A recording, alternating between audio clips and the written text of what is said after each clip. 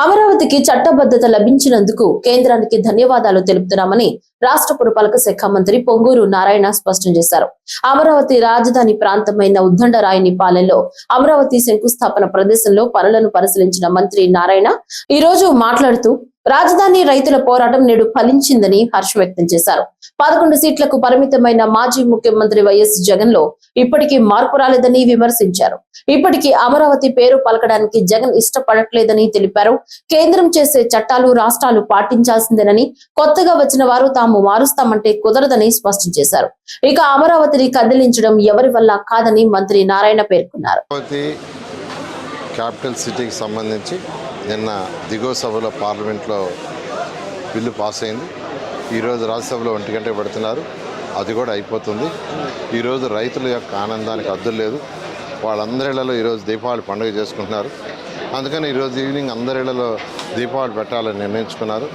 అయితే ఈ ఆనందాన్ని గవర్నర్ ముఖ్యమంత్రి గారు రైతు సోదరులందరితో పంచుకోవాలని, ఏదైతే 2014-19లో 2015లో ఇక్కడ ఉద్దండరాయనిపాలెంలో గవర్నర్ అయిన భారత ప్రధాని చేతుల మీదుగా శంకుస్థాపన చేయించారో అక్కడికి వచ్చి రైతు సోదరులందరితో ఈ ఆనందాన్ని పంచుకోబోతున్నారు.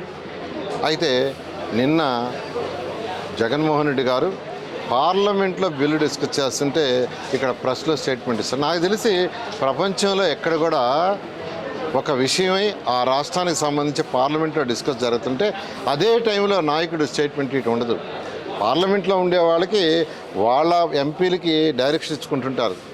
కానీ ఇది కొత్త వింతగా, అంటే ప్రజలందరూ బిల్లు పాస్ అయిపోతుందని ఒక భావోద్యోగంతో ఆనందంలో ఉండే టైంలో వాళ్ళందరూ ఆనందంగా ఉండకూడదు, వాళ్ళ ఆనందాన్ని చెడగొట్టాలని ఒక సైకో మెంటాలిటీతో నిన్న ఆయన ప్రెస్ మీట్ పెట్టాడు. అందులో తప్పుకు చిన్న ఉదాహరణ చెప్తున్నాను. జిఎస్టీ ఎగ్జామ్స్ అన్నాడు.